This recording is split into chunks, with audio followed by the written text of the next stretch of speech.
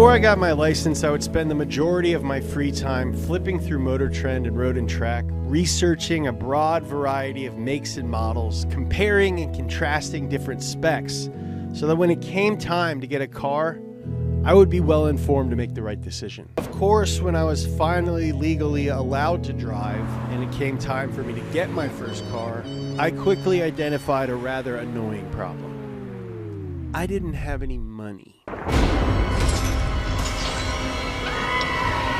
If I wanted anything to do with cars, especially cars that I thought were cool, my only hope was to find something old.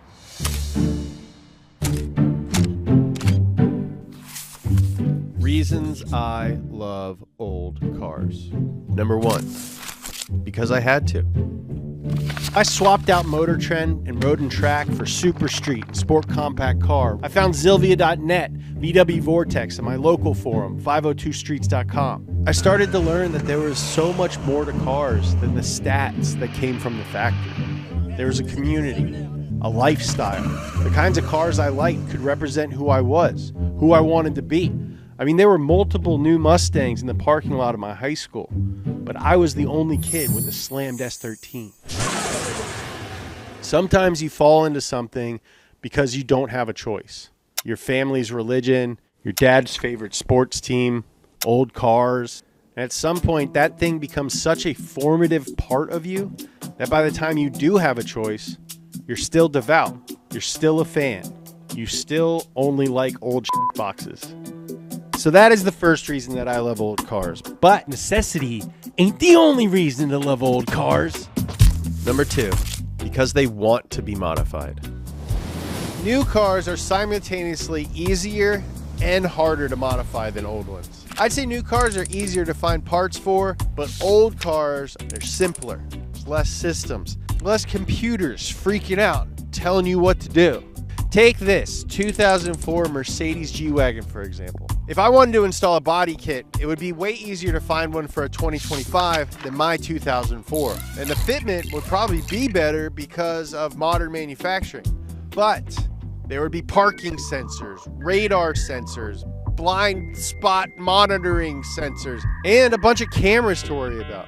If you know me, I am constantly worried about cameras. We live in a surveillance state.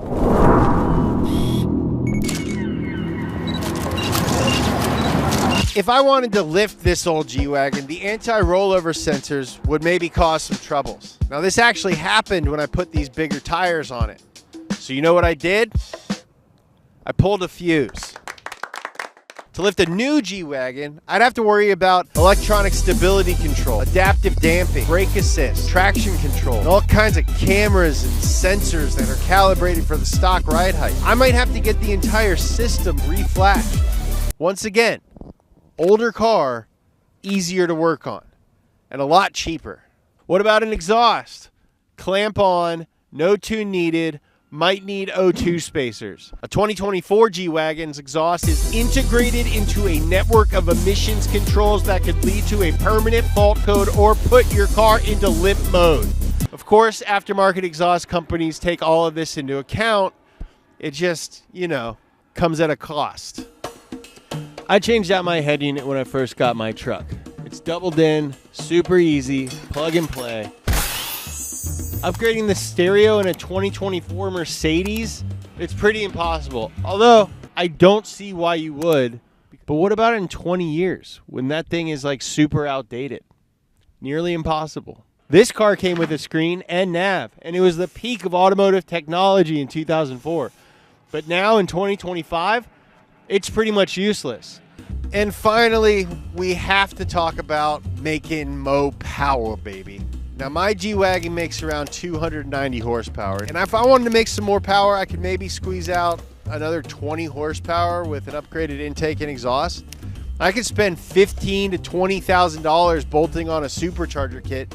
And even then, I would maybe make another 150. On a new G-Wagon, you could get 150 horsepower just by paying some tuner a couple of grand. There's no two ways about it. It is way easier to make a ton of horsepower with a new car. And the newer the car, the easier it is. How many old cars come with over 500 horsepower? 2? How many new cars come with 500 horsepower? Dozens. Like I said, new cars are great. Years and years of technology have made them better, technically. So I have to give new cars some points there. So in this case, reluctantly, new cars win this round. But the ease with which that old cars can be modified isn't one of the main reasons I like them. It's that they have to be modified. One day, Jesse and I were driving my E30 through Beverly Hills. Now, don't get it twisted, all right? We don't got it like that. We were driving from one modest part of town to another modest part of town. And we had to cross through a rich part of town to get there. So Jesse and I were driving my extremely modified 1987 BMW 325 IS down Rodeo Drive, one of the wealthiest streets in America. We were waiting at a light and an elderly woman was crossing the street in front of us, right? Just to help you guys paint a picture, she looked a lot like that one lady from Forrest Gump that was sitting next to him on the bench. Now this very obviously rich old lady notices us and she walks up to the car and she leans her head into Jesse's window and she says, "Excuse me, young man, I love your car." And then Jesse said, "It's his car." And she said, "Driving your own car? What a novel idea." And as she's walking away, she turns around again and she says, "It really is beautiful." It was a great moment. It made my whole day. Now, I don't want to generalize, but I assume that this woman wasn't a car enthusiast. And if she was, and she made a habit of complimenting every car that she thought was cool, it really is beautiful. It really is beautiful. It really is beautiful. She wouldn't get anything done. She wouldn't have enough time to be old. Rodeo Drive has a higher concentration of very expensive and cool cars than possibly any other place on earth, save for like Miami, Dubai, the Nürburgring, and Jerry Seinfeld's house. But for some reason, this old woman came up to my 40-year-old BMW that's painted 90s GMC truck black, and she called it beautiful. You kind of get a pass when it comes to modifying an old car. I think most people assume that you did it out of necessity. It has aftermarket wheels because the old wheels probably fell off. It has an exhaust because the stock one probably rusted out years ago. Hell, right now my car has numbers on it. And the other day, another old lady came into the barber shop to ask me if I raced my car in rallies. This woman assumed that the stickers that are plastered all over my car were there out of necessity. Also, old ladies love my car. Now, the assumption that you upgrade or modify an old car because you have to is actually partially true. Old cars have old technology, so it's easy to justify swapping stuff out so that it works better. You aren't upgrading the headlight because you want them to look different. You're upgrading it because you can't see at night. Stock headlights suck. It's a safety issue, but might as well get the cool ones. The suspension is blown? Oh man, I better get coilovers. Oh, they're gonna make my car lower and handle better? That's fine. The old horsehair seats are collapsed. You should probably just get a set of Recaros because, you know, comfort and safety. I think it comes down to a motivation thing. You mod a new car because you want to. You mod an old one because it needs you to. So if you haven't gathered by now, I like old stuff. It's also totally possible to have an aesthetic with all new stuff, but I've always been more attracted to the warmth and the subtle imperfections that come with something that's been around for a while than I have to like a clean and modern tech vibe. I don't own any sort of tech fabric. I get most of my clothes used off of eBay. I like old craftsman houses. A couple of years ago, I wanted to get myself something special to celebrate a big accomplishment. So I splurged and bought an old chair. And when I started writing this video, I tried to figure out why this was. And I think I have the answer. It's safe. If something has been here forever and we still think it's cool, then chances are we aren't going to wake up one day and collectively decide that it isn't. It's already aged well, so chances are it will continue to age well. An old car is never going to change. The jury is in. It's done. A lot of times people will realize that something is cool after the fact and will decide that something that we used to think was lame is now awesome, but it very rarely goes the other way. The Beatles are one of the greatest bands in the history of music. Most people agree with me on this. And that probably isn't ever going to change because the Beatles stopped making music almost 60 years ago. It's been this long and we still think that they're the best. And they aren't even around to mess that up. We're not going to all wake up one day and be like, actually, dude, if you think about it, Sgt. Pepper sucks. Now, I know my Carhartt jacket, a good pair of chinos, and my Vans Authentics are going to stand the test of time because they already have. It's the idea of buying things that are built to last, both physically, as in they're not going to fall apart, but also vibe-wise. They're not going to go out of style. You won't be embarrassed to wear these things in 10 years. Believe me, I've been wearing all of these things for over 10 years. Just like I'm never going to be embarrassed to drive my old car. It's 40. It's cool. Now, I wrote this part of the script weeks ago, before today's sponsor even hit us up. But I'm very excited that they did because it fits very well with this video and with this channel. So I am excited to thank Huckberry for sponsoring today's video. They're a one-stop shop for men's clothing and gear with everything from classics to more niche pieces. They carry the kind of high-quality apparel, footwear, and everyday gear that's actually built to last. And I know that you guys can appreciate that. Brands you already know, like Carhartt or Vans or Danner or Filson, alongside their own in-house brands like Flint & Tinder, Wills, and Proof. All stuff that is rooted in timeless design and made for real life. I've been wearing this shirt, the Flint & Tinder Classic Oxford, for like 4 days. It's not gross. It's awesome. And it's already feeling like one of those pieces that I'm going to hold on to for years. Now, whether it's their own in-house gear like this shirt or their awesome selection of other brands, Huckberry's whole vibe is buy fewer, better things. I vibe with that hard. The kind of stuff that you would be proud to pass down and not just throw away. So check out the link in the description and poke around, especially if you've been watching these videos and you're inspired to upgrade your closet with a few choice items that you're not going to have to replace next year. Go check Huckberry out. They got swim trunks, backpacks, and knives. What else do you need? Okay, next reason I like old cars. They're dangerous and slow. Now, we've all heard the phrase, it's more fun to drive a slow car fast than a fast car slow. And I would like to add to that. It's more exciting to drive a slow old car as fast as it will go when you're kind of scared that it might all rip apart at any moment.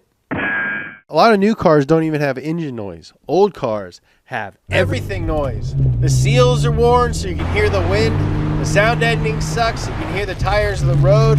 The transmission whines. The glove box squeaks. At least I hope that's the glove box. Is that a wheel bearing? Hope not.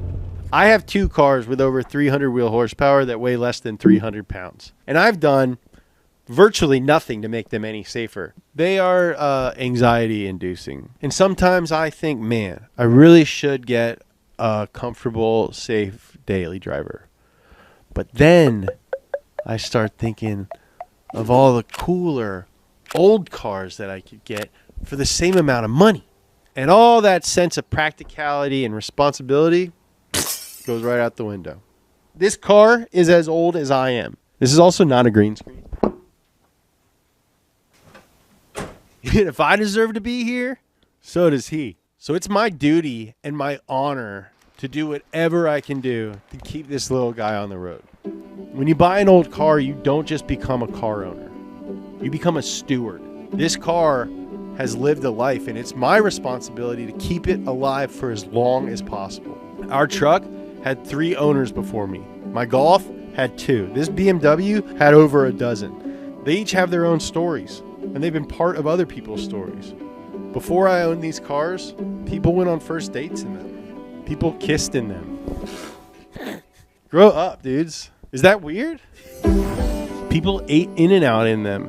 They went on vacation in them. They brought their kids home from the hospital and took them to T-ball games in them. Old cars are a window into the past. At a certain point, they've been around for so long that you're just like, F it, dude.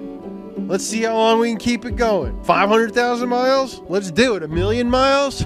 Okay. Their survival gives us hope. They're a testament to longevity. This car was getting driven around LA when I was a baby. It's seen this city change in ways that I could never imagine, and it's survived. It hasn't been T-boned or impounded. It hasn't been stolen and stripped for parts. It hasn't been eaten by rust or driven into a wall. It's still here. It still goes over 100 miles per hour. It still looks cool. It still makes me smile, and it makes old ladies in Beverly Hills smile. As a guy who spent the early part of my life pushing it to the brink and never planning on having a future, I can relate. I've looked in the mirror recently and I've thought, damn, dude, you've been around for a while. F it. Let's see how long we can keep it going. This car inspires me, dude. I'm proud of him. He gives me hope. So the least that I can do is give him the opportunity to keep driving because he's earned it.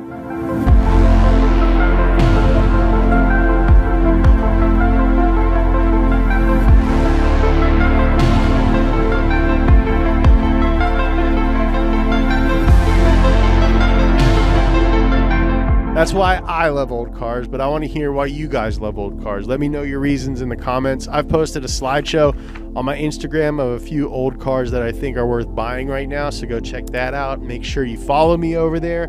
We also make clothes. Head over to speed.co. We put a lot of thought into our merchandise.